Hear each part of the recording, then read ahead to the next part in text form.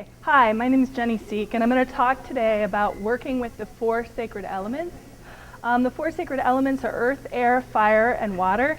And I'm going to talk about how we're disconnected from that. Our bodies are made up of the four sacred elements. Our bodies are the vessel, the container for all of our experiences, and that's what our bodies do for us.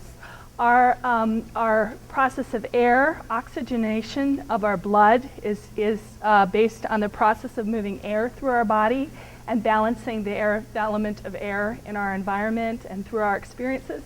Water is, our bodies are made 70 to 80% water. So our bodies are birthed in nature, and our bodies are birthed in the experience of being in nature. Our fire, our metabolism is based on fire. So we metabolize energy, and that has to do with the element of fire and working with the element of fire. So even though we're birthed in nature and through nature, we're disconnected from nature. On an innate level, our culture is set up so that we are often, up in our head, not connected to our body, not connected to the earth, not connected to the four sacred elements. So in many different ways this is true. It's true in terms of, if we're in academia, if we go and get degrees and pursue that, we're disconnected from what our needs are, our innate needs are on a biological level, on a natural level. In terms of our culture, often when we go get jobs and things like that, we're in a little cubicle where we're disconnected from nature as well. So even though we're birthed in and through nature, and our indigenous brothers and sisters understood this, and elementally they moved energetically around nature, their whole concept of who they were was not based on this idea of an ego that we have. We have this idea of constructing an ego, and our ego is about getting support from our external environment. And so often we make choices and move in directions that don't honor who we innately are, birthed through nature.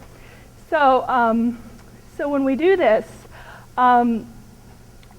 we get further and further away from a nature-based way of being in the world. We get further and further away from understanding our connection to the four sacred elements and how we can work with the four sacred elements to help ourselves feel connected to our environment, connected to each other, connected to community. So I was really, really honored this last weekend. I got to go to this place called the Crow's Nest, and I wasn't going to talk about this right up front, but I think I am, because I think this is kind of the direction that the energy is headed in. So I'm just going to honor it. C. Mikkel Smith has a place called the Crow's Nest up in Michigan, in Dowagiac, Michigan. And I got to go do this amazing workshop with him that was on shamanic dreaming and on the idea that we have, in an innate way, this connection with earth, air, fire, water. We have this connection with nature, and that we can do these amazing things to move energetically through spaces in ourselves that are difficult to be in. So I was able to do a lot of work with him around animal totems. I went to a workshop and I was able to do a lot of work with him with animal totems and with the four sacred elements. The thing is, when we work with the four sacred elements, these elemental ways of being in the world, our indigenous nature, our indigenous brothers and sisters totally understood. We can look across the world and see connections with this. We can see connections with it in terms of Native Americans when they use the four sacred elements and draw a circle and draw in the four directions. That's based on the idea of earth, air, fire, and water and working with it.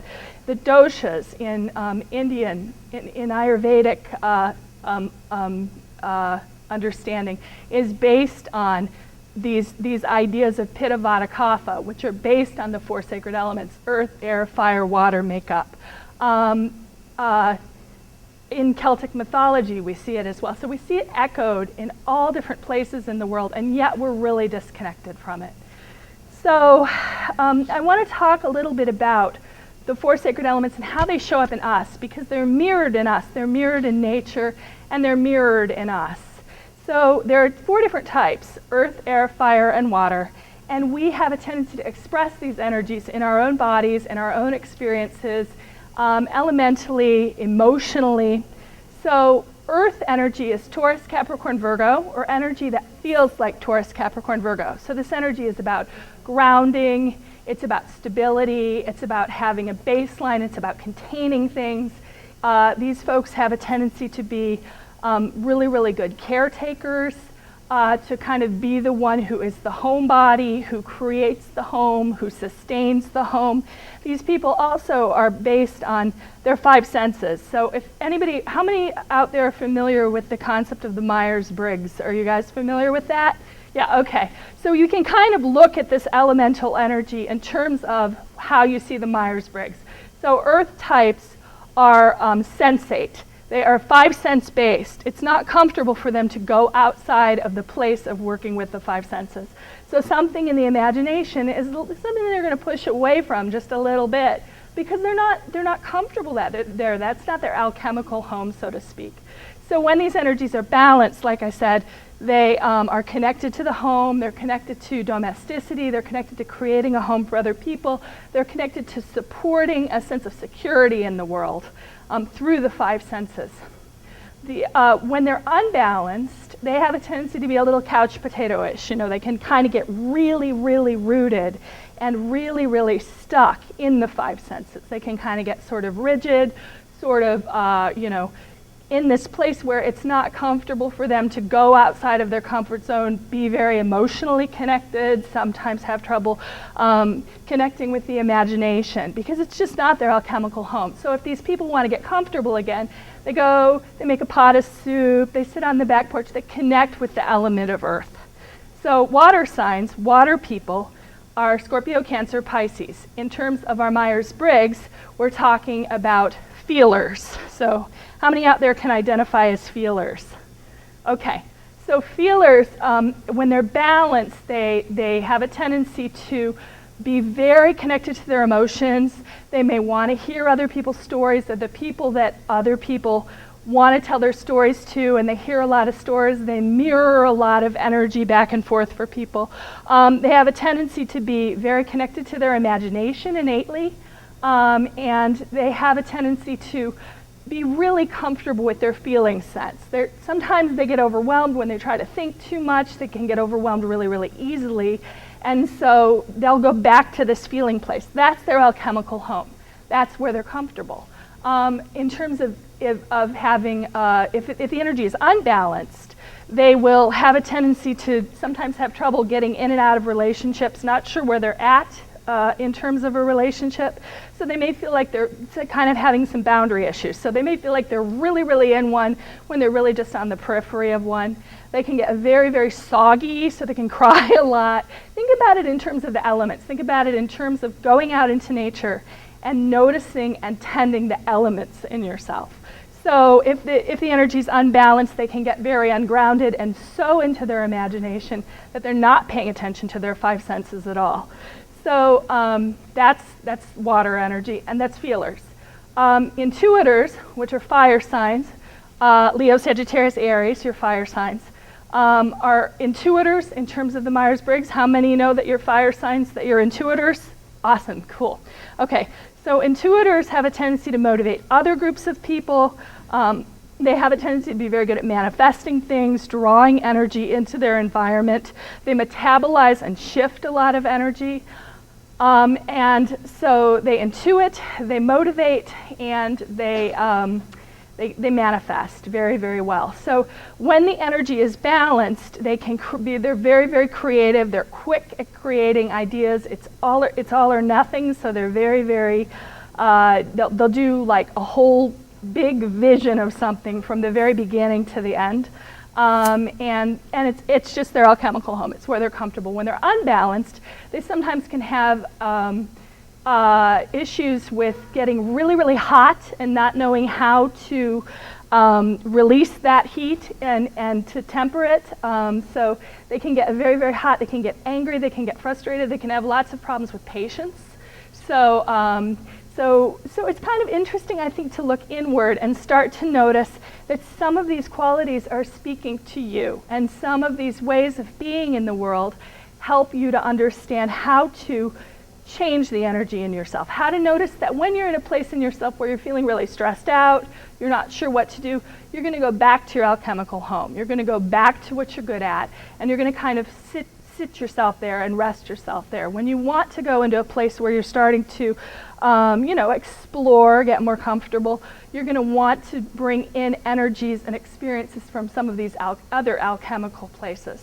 But it's okay to go back to that instinctual home. The one that I forgot right now is air energy. So how many people are thinkers? How many people know that you're thinkers? Okay, awesome. So thinkers are air energy, and that's Gemini, Aquarius, Libra. And that energy is a little bit more based on what's going on externally in your environment. These are your thinkers. So these people are going to be thinking a lot, coming up with projects, processing cognitively a whole bunch of stuff.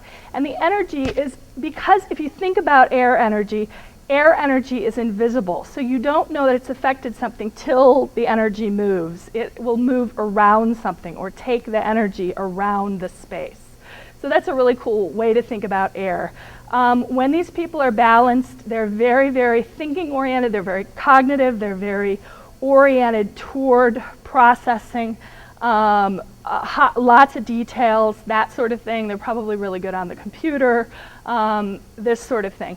But they also, an interesting thing about air energy is they may have more episodic structure to their life. So sometimes it's hard for them to be able to figure out what to stay in. They may have a relationship that they went, oh wow, that was the relationship, but it's after the fact, or I should have stuck with that job. And when you hear their stories and their lives, they're episodic in structure. Oh, I did this, and then I went over here and I did that, and then I went over here and I did that. Yeah, air energy. So we know that, like I said, we can kind of hunker down in this place of comfort, our alchemical home, or when we want to grow a little bit more, what Jung calls the individuation process. We want to get a little uncomfortable, like create a little tension in our environment. We can go in another direction. And with nature-based indigenous cultures, there wasn't the same kind of an idea about the ego. The idea that we have, that we are a separate self in the world, and we have separate goals and separate visions and separate things that we need to do as individual people on our journey, was not an idea that native indigenous peoples would have understood. They lived in a tribal structure.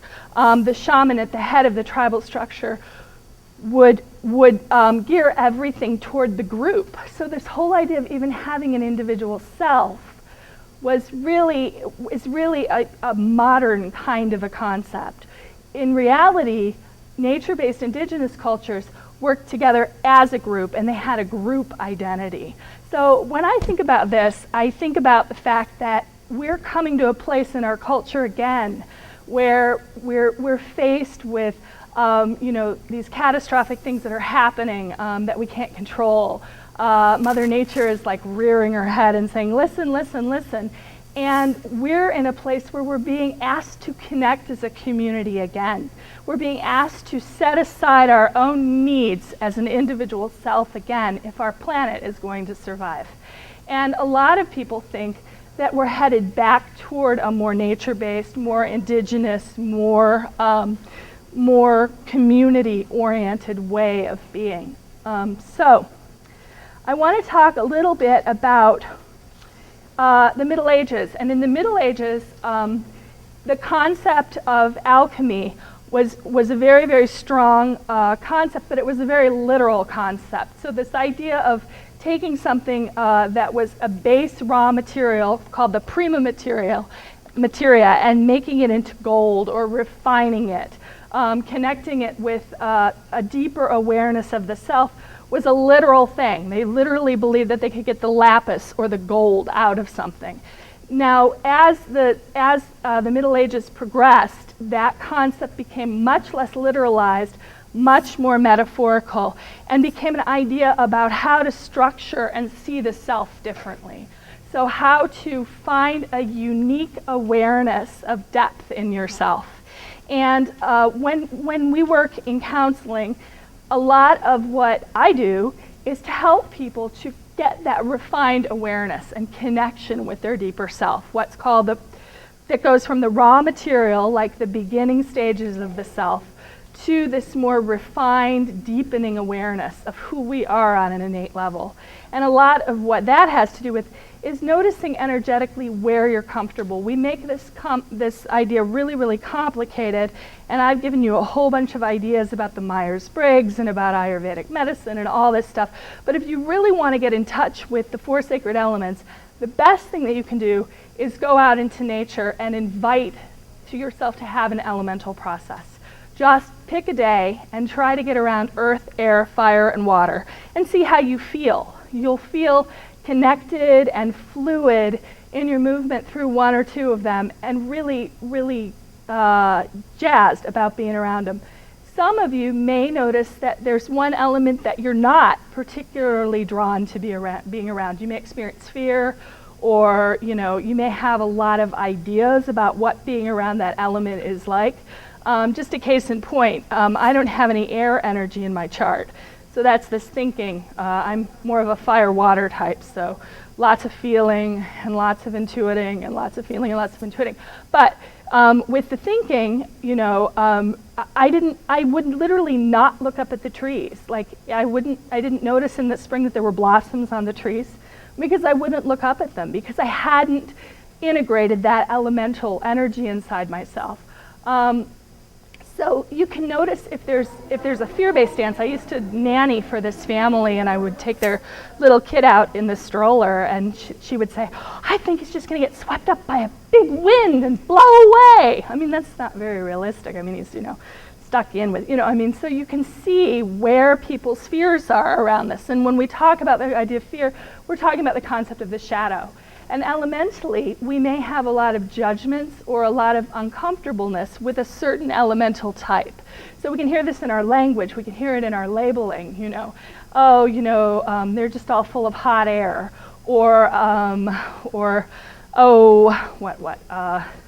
can anybody think of one? Can anybody think of an elemental energy that's a label? Like, what? An airhead. Yeah, they're an airhead. Exactly. And we can start to notice energetically where we're uncomfortable with growing when we listen to our language about working with the elements and about the elements. But as we're doing this, all you need to do is just go out into nature, notice your comfort level, and if you're not comfortable around a certain element, don't go to it as much. Just notice your discomfort and invite yourself to understand what that discomfort may be about. Because really, in our world, as we're gravitating toward becoming a more communally based culture, we really want to be able to understand, value, and feel energized by all of these experiences around us, all of these elements. And the more that we can do that, the less we're basing our experiences on fear, the less we're basing our experiences on ego. So, let me make sure that I covered everything. I want to talk a little bit about cognitive behavioral therapy, because that is the kind of therapy that our culture, our managed care system really, really seems to value in the world. And that's a lot about thinking errors. The idea that we have thinking errors, and if we just think differently, we will be better. A lot of this work is around the idea that we have a connection with our bodies, that we have a tendency to reinforce the connection with our mind and our head. I'm sure that everybody's struggled with overthinking something and compartmentalizing and not being able to get back to source. I've been struggling with that some myself lately. But right below our head, we have this whole wonderful experiencing mechanism of the body. And in different kinds of therapy, mirroring kinds of therapy, alchemical energy kinds of therapy, we have the capacity to get in touch with how we're holding energies different in our experience and in our bodies through the 4 sacred elements, through the chakras, through all of these amazingly powerful systems. And that is often much more revelational, much more healing than keeping ourselves in a place of thinking. Now that said, if you have a thinker, you don't want to go into that process too quick. You want to reinforce the thinking, because that's where the comfort is. But where the healing often is in experiencing the body below the neck, experiencing the feelings that we that we get to connect with and the experiences that we get to connect with. So, and I also wanted to talk about elemental blind spots, the idea of the inferior function. So Jung talks about this idea that when we get to our midlife passage, all of a sudden, have you noticed, those of you who've gotten to your midlife passage, that a lot of your energy, midlife crisis, same thing, that a lot of your energy has shifted and a lot of your needs and desires have changed a lot. And that's a normal thing to happen in the midlife passage. And what was inferior for us, if we look at that Myers-Briggs idea and we identify the fact that, oh, I'm not an air energy person, I'm not a thinker, or oh, I'm not much of an intuitor, often at the midlife passage, something shifts and we become very, very drawn to the type that we're not.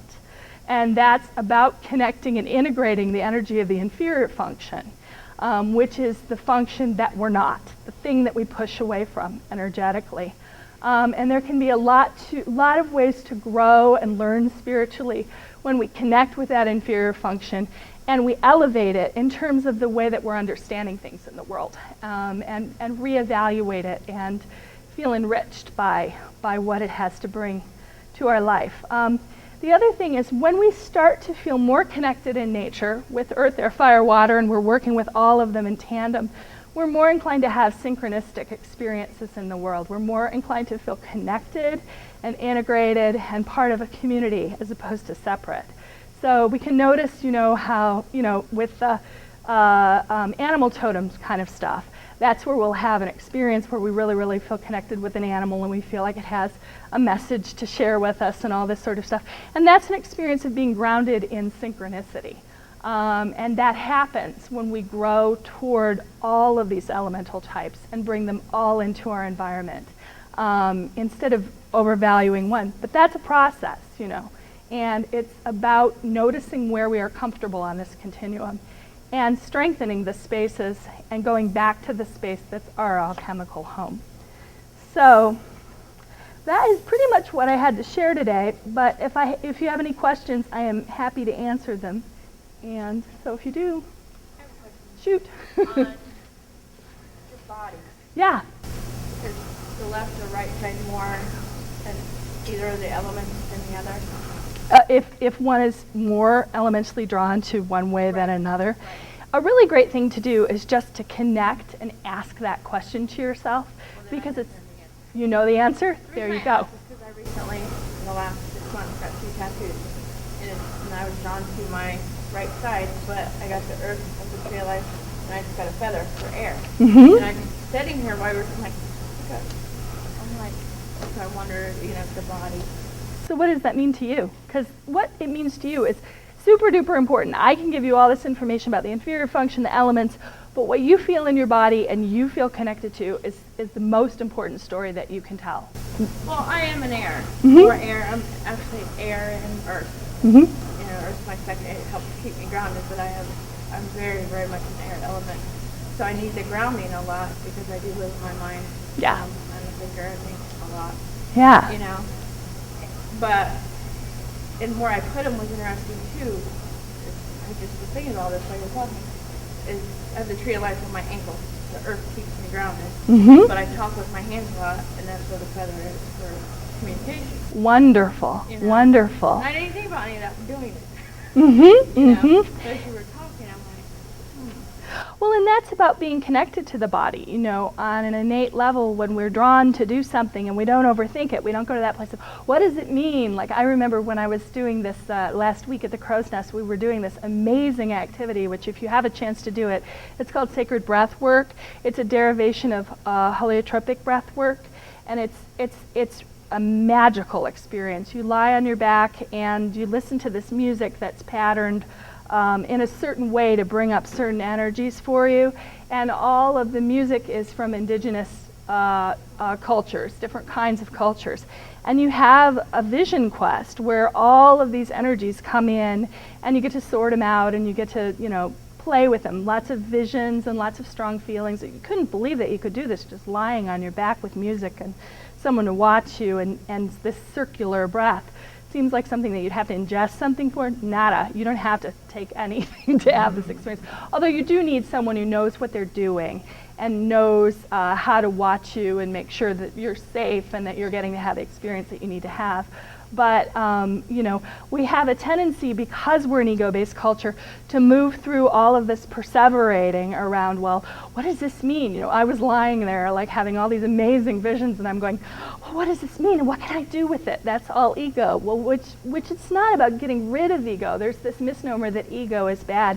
Ego is very, very necessary. Ego helps us have ambition. It helps drive our projects. It helps make us see things to fruition. It helps, you know, it helps with these sorts of things. The problem is the feeling that we have that ego isn't okay, and so we let it take up too much space in our environment. So what I was doing was I was like trying to get ego out, when in reality I just need to make a safe space for it and get on with it. You know, but that's what you're doing. You know, when you go, well, I don't know why I have this, but it'll show up over time. Why do you have a feather? Well, in this fight I just went in, a tattoo guy was running a Friday the 13th special for $13. And it could be red and black. Yeah. And I was like, the only first thing that came to mind was, well, without the air, I have no blood. Blood to circulate. And I told him that. Right. It's a feather.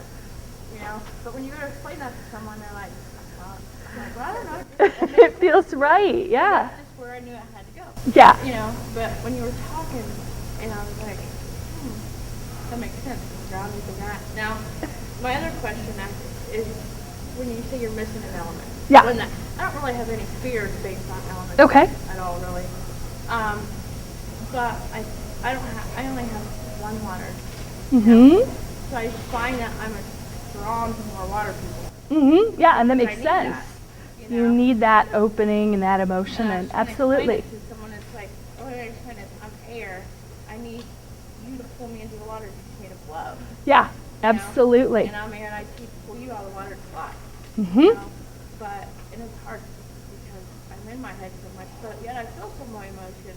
So I'm like, I overthink the emotion. Right, exactly. Why would I feel this? Why should I? You should feel that. But the more that you like notice that that's your alchemical home and that it's your safety zone, the more you can appreciate it for the strengths that it does help you in your personality to have. And kind of set it aside and just go, okay, I know you'll always be there, and you're always going to be my strength and my place to find support, but I'm going to go over here and explore some other stuff. And you can always come back there, you know. Yeah. Yeah. Sure. Sure. Taurus is earth-based. Taurus, Capricorn, Virgo are all earth-based. But one thing about that, you know, we can get very literal about that interpretation as well. It's important to notice what we feel like we need, because we go through different cycles in our life where we need different things.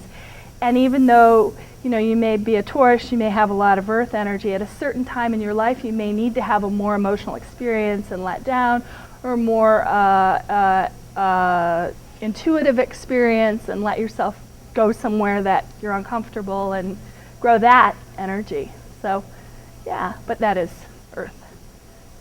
So how do you use this knowledge for working for people? Yeah, that's I've actually had a really fun experience recently, because I have a bunch of videos on YouTube. You can go and look it up on Inner Voice Intuitive, and I did some videos on earth, air, fire, water stuff.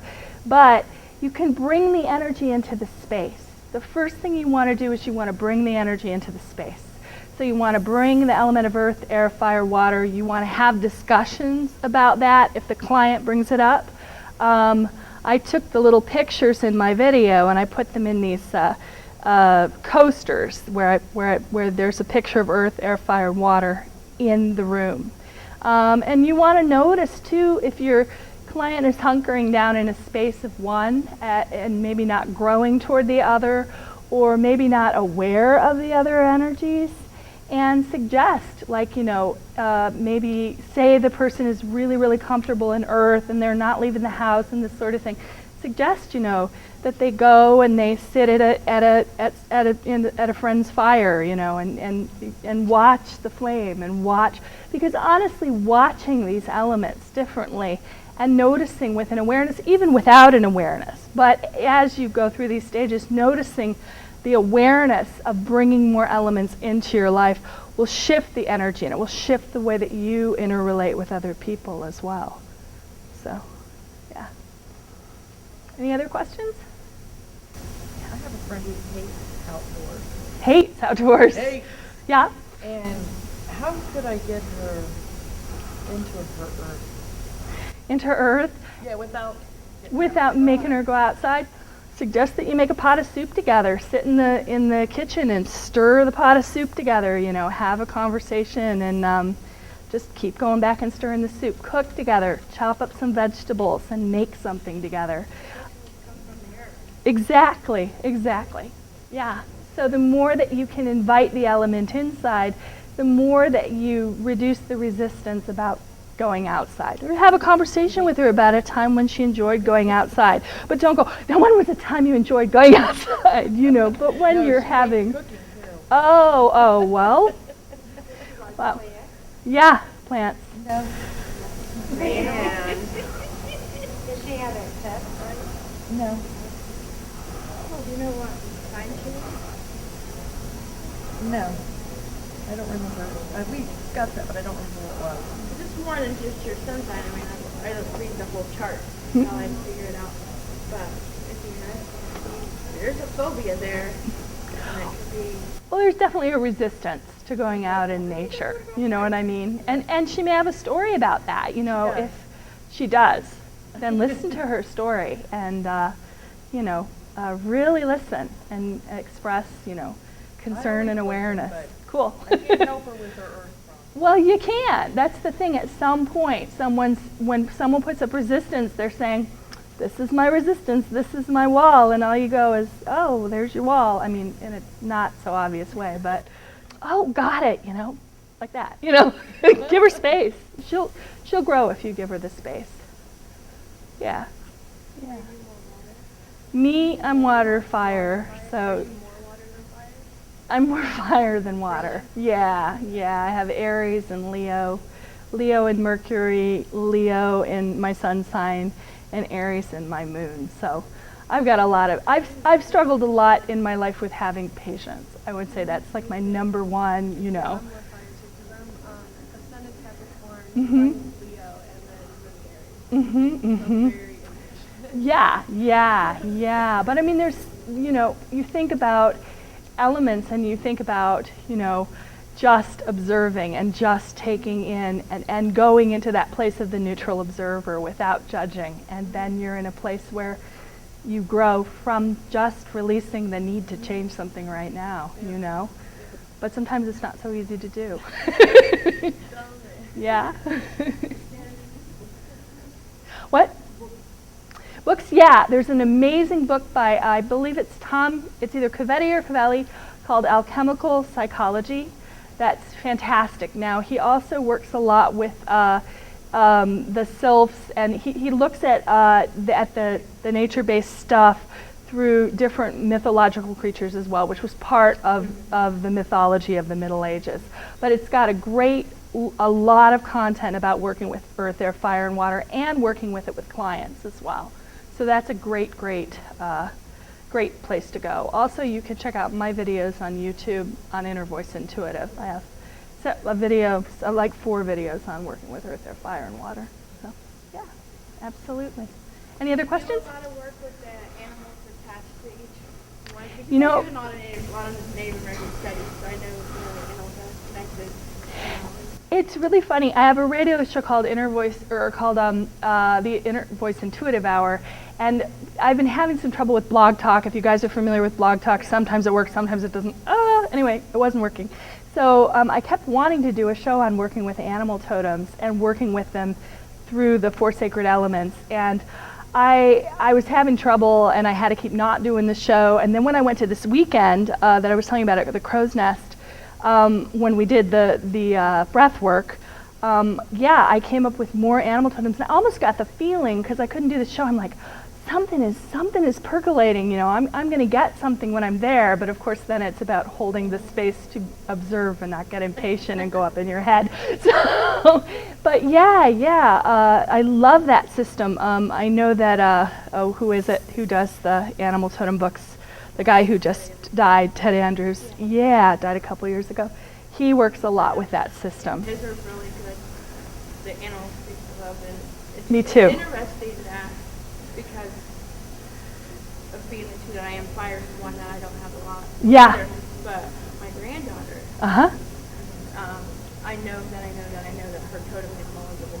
Yeah. I Yeah. sense that. She brings that fire in. Awesome. Yes. And whenever I say it to my daughter-in-law, she goes, "What?" I'm like, "It's good thing." Yes. She brought the pack back together. Uh-huh, Because at that point my family was kind of scattered. She brought the pack back together, and I just love the fact that it's all connected and the colors.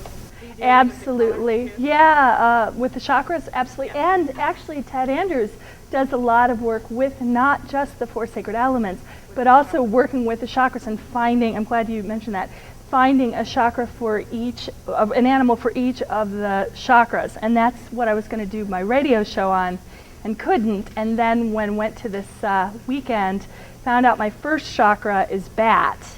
And my 6th chakra is owl, which I totally, you know how sometimes it's awesome to do. It's so fun because it combines like the story part of it, which is a more cognitive piece of it, with the body part of it. And that's such a powerful, combination. So yeah. So yeah, I encourage you guys to do any of that work. And if you check out Ted Andrews' book, that's a great way to do the chakra and the totem work together. I'm pretty sure Animal Speak does. It might be the second one that's got the beige cover that does.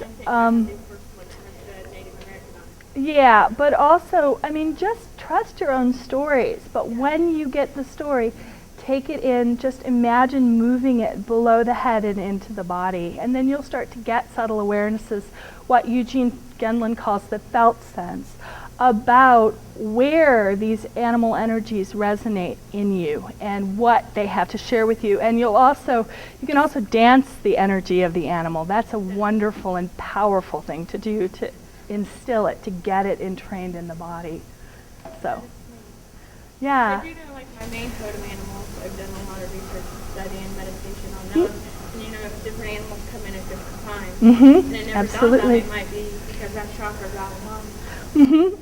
Yeah, or you're just not ready to know what animal is connected to that yet. I walked through the forest for like 2 weeks, and like 3 days in a row, I got hit in the head with acorns by squirrels. Yeah. My husband laughed at me, like, Yeah. squirrels. Well, and we'll have this story ahead of time. It's so funny, when I was doing the meditation with the holistic breath work, it's so funny, like this bat kept showing up and I was like, shoo, bat, shoo. I'm like lying on my mat and thinking, that bat doesn't belong here. Well, that's ego, because like the bat's there, like the bat wants to be invited in, the bat has a message for you, and you're like, no, this energy is okay. The owl, now I get that. That's all head, that's all your ego. What did you get from the bat?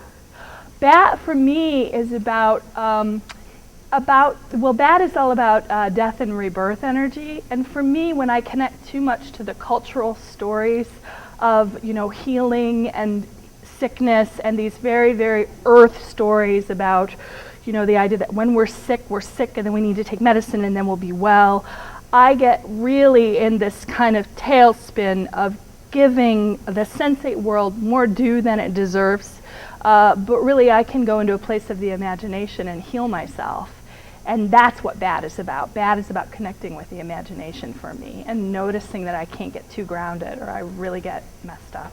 So, yeah. One of these booths, they did a game, pick a card, and I pulled the bat. Yep. For me, it was about sonar. From Yep. instinct. Yeah, absolutely.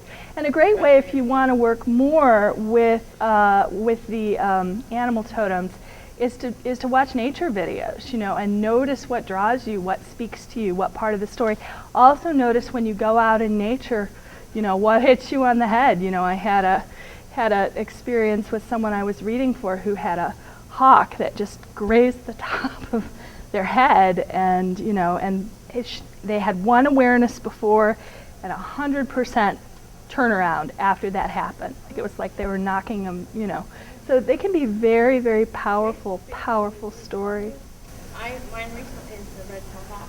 Absolutely, They don't really yeah. go in clusters too often, and I Mhm. saw them like in 4 in a cluster. My friend's like, it's not possible. Yep. Like, I'm looking right It at happened. walking- It happened for a walking back reason. That day, one of the feathers fell right in front of me. I'm like, gotcha. Yep, There you now. yep, exactly.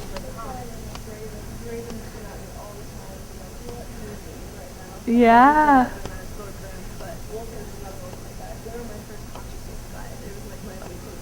Awesome, awesome, yeah, yeah, The little girl was white buffalo. yeah. Came in my dreams, and I watched the movie all the time with my dad, and then Huh? I come into my dad. But the other one that was like hard to absorb, and I had a dream where I was actually the animal. Mhm. I was Wilbur from Charlotte's Web, Uh-huh. talking to Charlotte. Uh-huh, cool, At first I awesome. thought it was the spider with the code. No, it's the pig. I have a big love affair of pigs. Uh-huh. I collect them. Yeah, But it's good, that connection with the pig. yeah, yeah. I love the pig. So the books are a great place to go for grounding, to notice energetically what you're drawn to, what you feel drawn to, but then allow yourself to go out in nature and experience these things in nature, because it really will help you to connect in a way that isn't just cognitive, isn't just head-based, but is heart-based. So thanks so much. Appreciate it. What's your blog or your radio show? Oh, it's called Inner Voice Intuitive Hour, and it's on Wednesday evening at 7 o'clock. Oh, also I have videos to purchase if you'd like to, or if you'd like to.